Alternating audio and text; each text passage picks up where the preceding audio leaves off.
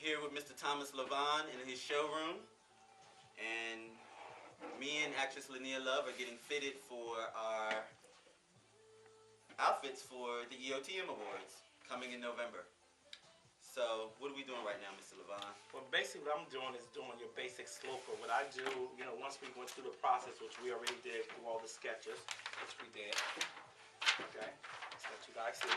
So the next process would be for me, which I measured you guys, which I took all your measurements. My next process for me to make a basic block for you guys, which basically, because you guys live so far away, I want to develop a basic block, so you won't have to keep traveling up and down the road. Once I develop a basic block for you guys, I can make whatever I need to from this end and just mail it to you. Okay. There will be a true basic block to fit your size. So what I'm doing now is making her basic block, so I can make sure whenever the dress, everything will fit up perfectly. Okay. So once we do this, we take it and we cut it out from this, which is called muslin.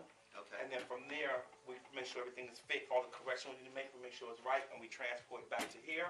Okay. Once that's done, we have a good block. We make it like this for you on O-tag, and we keep it with your name on it. And then you call me and say, I need a dress. She calls and say she needs a dress. She don't have to come in for a fitting. We're already 3 steps ahead of the game now. We just need to develop the pattern for the dress, have her come in and fit the dress just to make sure you check the little tweaks we may have to do. And that's it. And she's done. She wants, you know what I'm saying? It's pretty much, this right here would take away a lot of extra, that you guys up and down the road. Because every time I do a new garment for you guys, I got to start from a basic block. Okay. So that's the reason for it. Okay. So, I don't want to stop you from working. I'm basically going to ask you questions about you now. Okay. So, how long have you been in the business? I've been in the business now. I graduated in 1999, but I also worked for Richard Tyler as an intern, which he's a couturier designer. So really since 1997, I really say since I've been officially on the professional level in the business. Okay.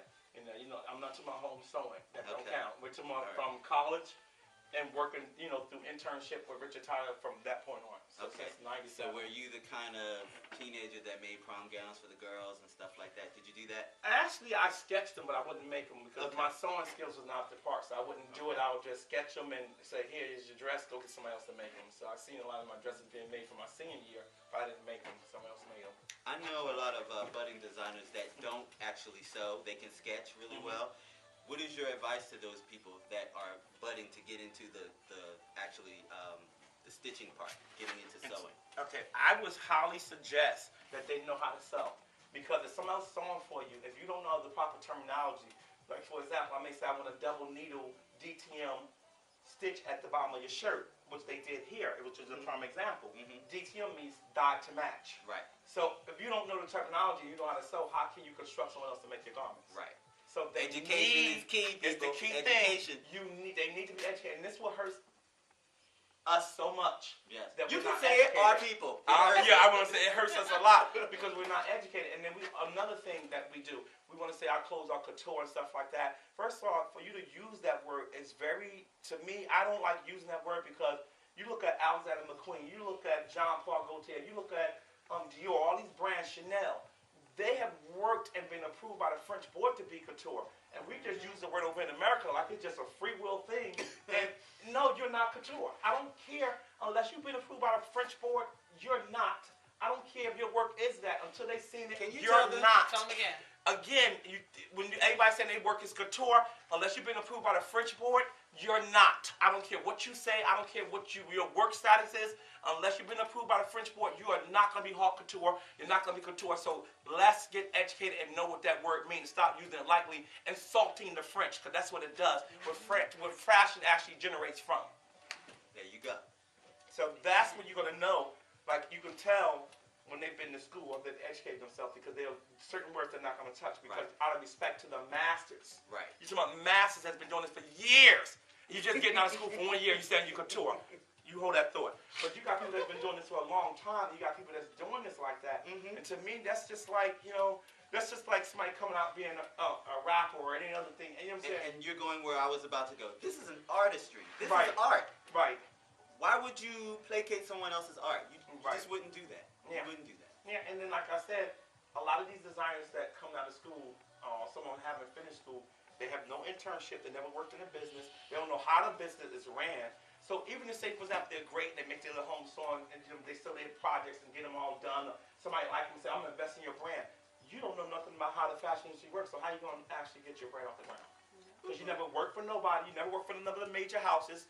which I work for DKNY, I work for Calvin Klein, I work for Ralph Lauren, I work for Evan Pacone, I go down the list, I work for Nautica, I work for Notori, I go down the list, Anne Klein, you know what I'm saying, Anne Loft, I work for all these brands, you know what I'm saying, sketching, doing the technical part in the computer, because in reality, they don't do this part no more in New York. They get, everything is done by computer, and they send overseas. Okay. And you got to know how to act. You have to explain to them what you want done. So if you don't know how to sew, how you going to explain to people overseas how to do it?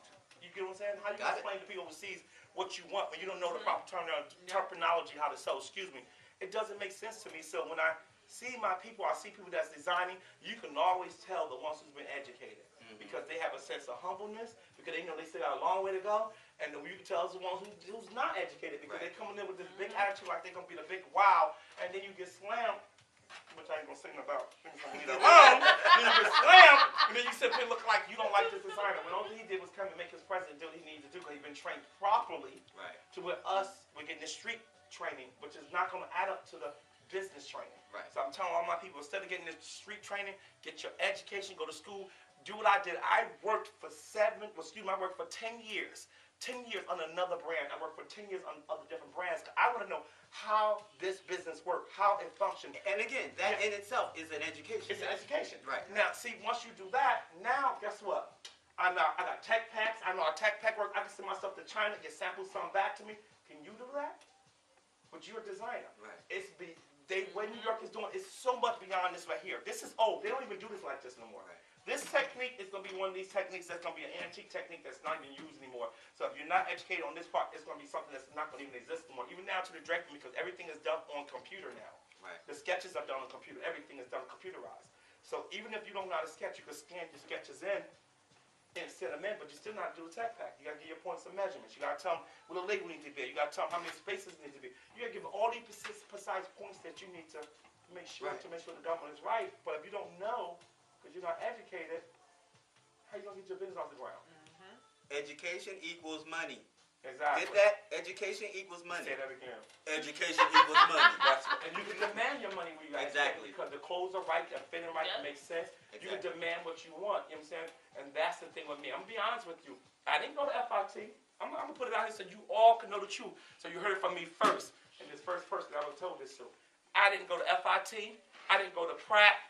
I didn't go to, what's the other big school in New York? Parsons. I didn't do any of that. I went to a little school called Mesa College in San Diego. I didn't even get my, can I really get real with you? Do it. I didn't even get, let me tell you how good God is. When you got a talent, I didn't even get my associates. Guess what I did? I wound up only getting my, I have my degree in business. I just wanted to get something else in fashion. So I wound up getting a certificate. Certification.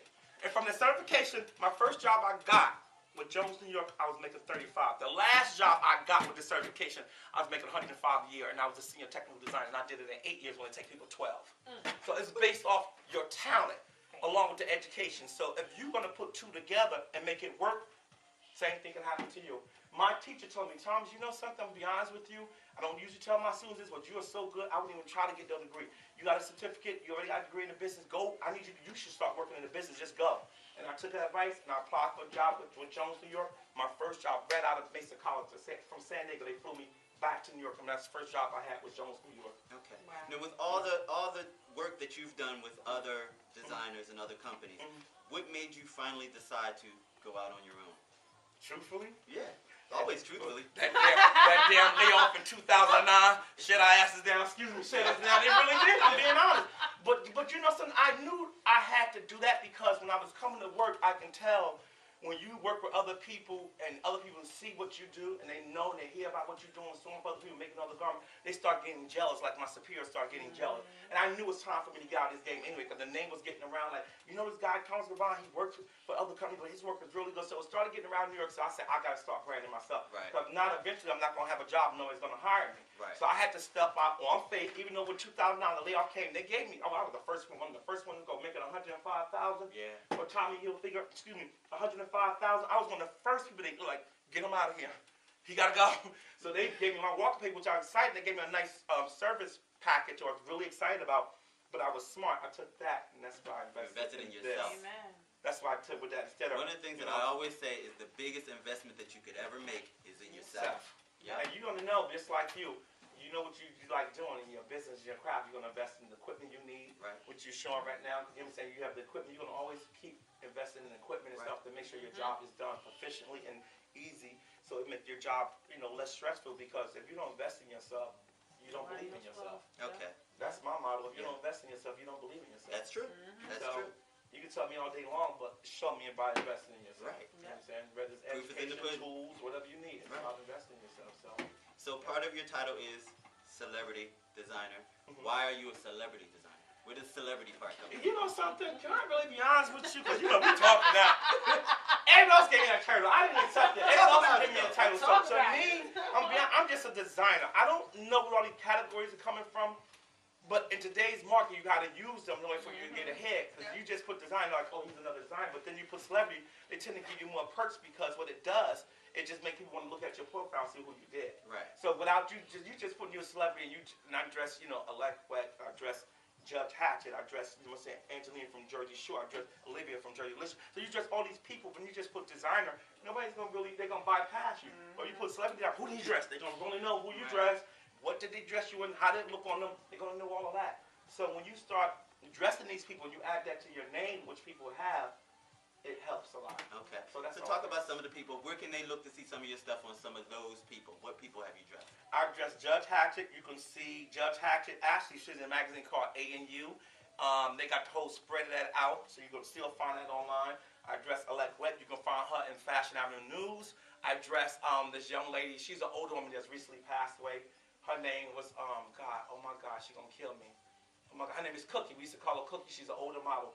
Now, she modeled back in the day. People don't know she was really big back in the day. I went up dressing her, and she wound up in Jet. She wound up in the magazine, in Jet magazine. Wow, okay. So I dressed her. I dressed Olivia from the show Jersey Licious. Of course, you know that from the reality show.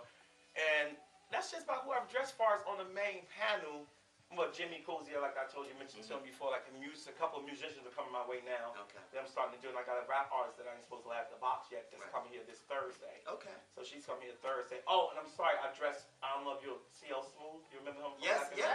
I dressed him. We shot here at this location. We did the photo, his album cover is shot here. And this girls, my models that I've gotten him, and also the clothes with my clothes that he wore. Okay. So for his album cover, we did that as well. So CL Smooth we did too. Some people I'm going to forget because I don't think about it. Because you just do Because you're in the you work. don't think about it. You're into the work. So you're like, okay, whatever. So when people actually never think about you, you see the pictures and you remember. So, yeah, but that was definitely a big plus for me because I never worked with anybody in the music business to that degree. Wow. Cool. You know what I'm saying? So it was really good. It was really good. Nice. Yeah. Good work. So, trying to make it, baby. Trying to make it. Yeah. But what we doing here, when I finish with this, she's going to have a sloper. And what it'll allow me to do, I can make all the markings. Like, this is the first dress we're doing. I'll be able to draw these lines on her right now. Okay. Because the slope's going to be down here. We're not worried about this. This is easy. Right. I know how to do this. These are my concerns I need to be concerned about. Okay. So with that slope and cutting this, I could draw these lines in the back. I could do all of that now on her because you guys are so far away. And like I said, with the slope, I used to tell a client, come back, I never usually do it the same day, but being that they drove 2 hours, I'm going to take care of them now. So I didn't schedule no clients for them today. I'm giving them straight VIP till they have me. I schedule literally no clients today, and they have my undivided attention. Please help me. Please help me. Please, please, please. No, but seriously though, I want to really make this happen for her because, like I said, I got a chance. I got a chance to see her personality, and I know yours, so therefore it works well with me. So now I really can start saying, okay. And then your jacket, you need to have a devil vent in the back of your jacket. Just hit me. Yeah.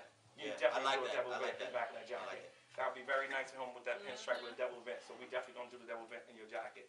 But like I said, we're gonna do this now and fit you guys and go from there. I'm going to let him get back to work, but before we leave, tell them where they can find some of your designs online, and if they want to reach you, hire you, tell them where to find you. You can reach me at www.thomaslavone.com. You can also call my office at 973-379-0445. Again, 973-379-0445. Thank you for listening to Conversations with Chike Evans with Mr. Thomas LaVone. Thank you, brother. Thank you.